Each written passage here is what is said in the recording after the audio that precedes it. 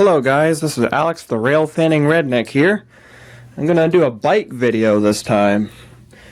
It's going to be a video of my Schwinn Ranger 26 1 year later. I have taken all the accessories off as to make it as original as possible, just so it'd be more accurate in some of the videos and all that stuff. Let's do this bike probably has well over 10,000 miles on it, which is crazy because I've ridden this thing every single day. And got it on September 21st after Hurricane Irma and made a video of it a few days later, and now that video is 1 year old and has 3,000 views now, so that's good. I think it's a 2018 model with rim brakes. Don't look at that. That's going to be in another video. It's a surprise video. So after about a year of using it, the original grips have all disintegrated, including the ones on the twist shifters, which I don't really like twist shifters anymore. And the brakes are doing better now. I sprayed brake cleaner in them and it works pretty good. I have that thing adjusted all the way out now. This brake is also doing alright. It's a little bit loose and sticky, but still. These aren't Shimano's, these are AR Tech. These are lock-on grips, but I didn't tighten them well enough.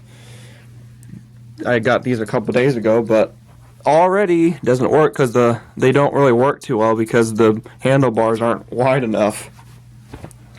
So a lot of marks on the frame, and it's really dirty down here. I'm going to turn the bike around in the next video. There's a little, let's get another one of those. It's a little light. The fork, which I think has about 56 millimeters of travel. Rim brakes, of course. The front rim was completely fine until May, or until June 30th, 2018. I was riding with a group on Baysore Boulevard, and I smacked the front wheel head on into a curve because I was new to the area, and that really screwed up the rim. I think there's a mark in it somewhere. Oh, yeah, here. The mark's right there. And it screwed up my brake pads. My brake pads are all screwed up by it. Sorry about the light. It's really not bright in here, just by having both my closet light and my fan light on. This is an aftermarket bottle cage. I've had it for probably 2 years. I've had it since my blue Huffy, which there's no videos of whatsoever. And there was also a mount for a air pump, which came off 2 weeks later into normal riding with it. Has flat Schwinn branded nylon pedals, which the bearings are starting to go in them. The crankset, that's not the crankset.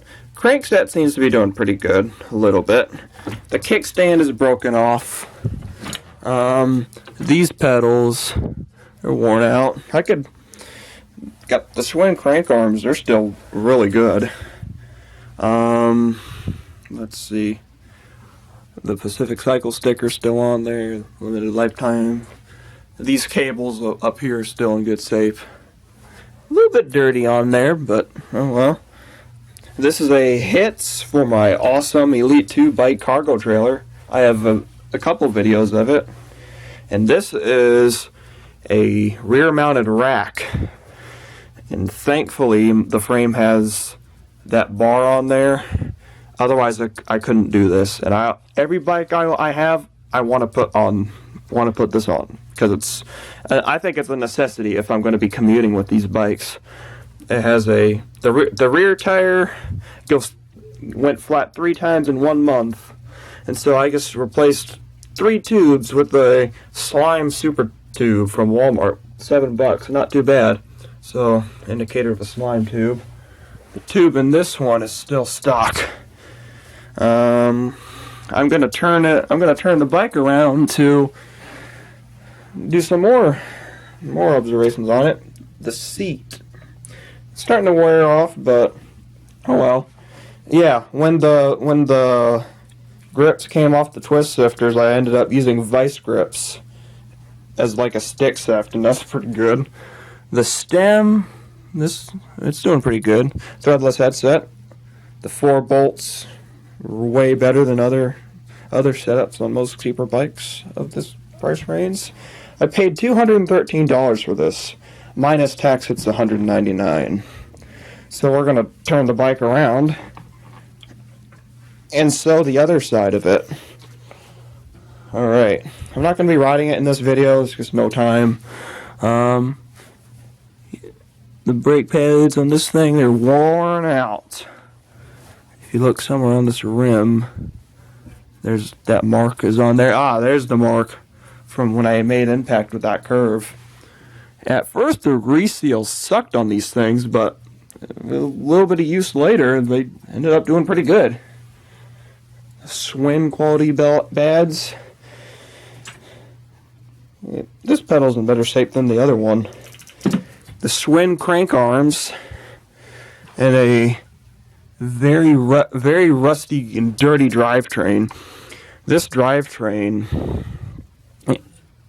it started out good, but it ended up being really crappy, and I never ended up fixing it. I mean, look at that. I mean, this frickin', that's bad. That cassette's like all shattered in pieces or something, or it's all broken up into several gears. That is tape to protect the chainstay, because when I'm doing hard jumps, I don't want the bottom end to get screwed up. Takes 15mm bolts at the back, but the front's a quick release. So, yeah. It has a Shimano Tourney rear derailleur. Be sure to take care of them, because sometimes when you're pedaling, the derailleur would start doing this. It'd start acting pretty weird, and it'd lock up your chain. See, it's pretty dirty. And the chain is super dirty. The gears are dirty, and that clear disc is no longer clear. There's a reflector on there. These tires are still original. That's what happens when you do 10,000 miles of riding, or estimated 10,000 miles. I don't even know if it's exact, but still. The rear brakes, they've seen better days.